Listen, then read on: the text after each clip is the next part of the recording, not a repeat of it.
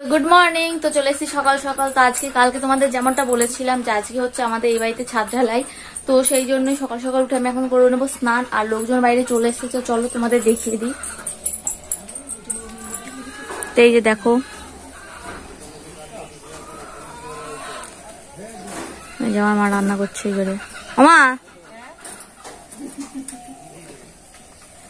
দেখো, তো কাজবাজ স্টার্ট হয়ে গেছে। তো এখন পুজো দিতে হবে, সেই জন্য ঝটপট করে আমি স্নান করে নিই।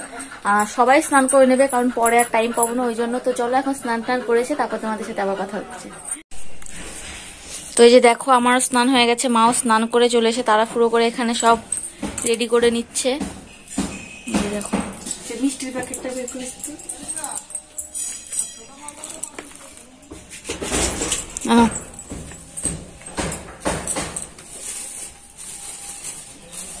এই যে বাইরে সব হচ্ছে, তো পুজো দেওয়া হয়ে গেলেই স্টার্ট হবে ঢালাইয়ের কাজ, সেই জন্য মা একটু ব্যস্ত ব্যস্ত করছে।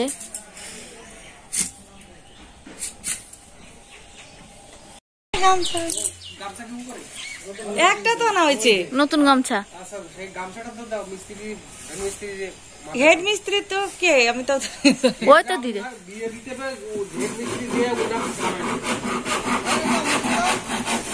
তো এই যে দেখো, এখন ঢালাই পুজো হচ্ছে।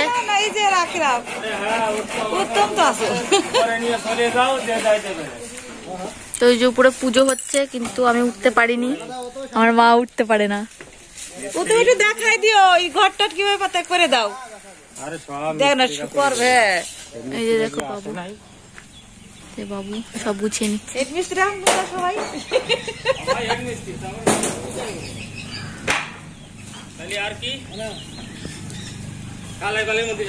পুজোটা তোমাদের দেখাতে পারলাম না, কি আর করা যাবে। মাও ভয় পায়, মা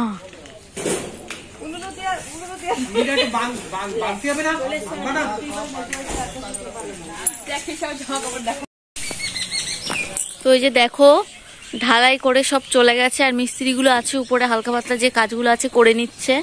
তো আমি এখন ঘরের ভিতরে ঢুকে আর দেখালাম না ঘরটা। আর এই যে দেখো আমার মার ফুল বাগান, এগুলো সব ফুল গাছ। কিছু গাছে ফুল আছে, কিছু গাছে এখন হয়তো এই সিজনে ফুল হয় না। এই যে, আর এটা কি ফুল তোমরা যদি কেউ জেনে থাকো অবশ্যই কমেন্টে জানিও। এই যে দেখো,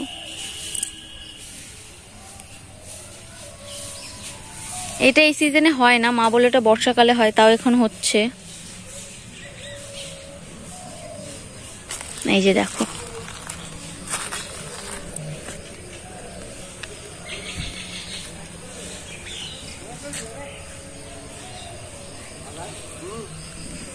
এই যে দেখো আমার বোন এখন স্নান করবে, সেই জন্য রেডি হচ্ছে। আর এই যে দেখো, প্রতিদিন পুজো দেওয়ার জন্য আমার মা ফুল তোলে। এই যে এগুলো সব আমাদের গাছের ফুল, আর আজকে এই নীলকণ্ঠগুলো বেশি তুলেছে, কারণ ওখানে দেবে, সেই জন্য মালা করে। তো সারাদিন খাটাখাটনি করে আমি এই যে শুয়ে আছি, আর আমার বোন গেছিল পড়তে বিকালে, ও পড়ে টড়ে বাড়ি এসে এখন দেখো আমাদের জন্য বার্গার বাড়ি নিয়ে এসেছে।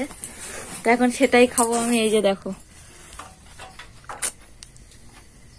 আর ওই যে আমার মা, আমার মা তো ডিম দেওয়া খাবে না, নিরামিষ, ওই জন্য আমার মা আগে খেয়ে দিয়ে সাইড হয়ে গেছে, এখন আমরা খাবো। এই যে দেখো, ওর মধ্যে একটা সস আছে। ও ওটা আমি সস খাই আর পাস্তা বানাই। তো চলো এখন খাওয়া দাওয়াটা কমপ্লিট করে নিই।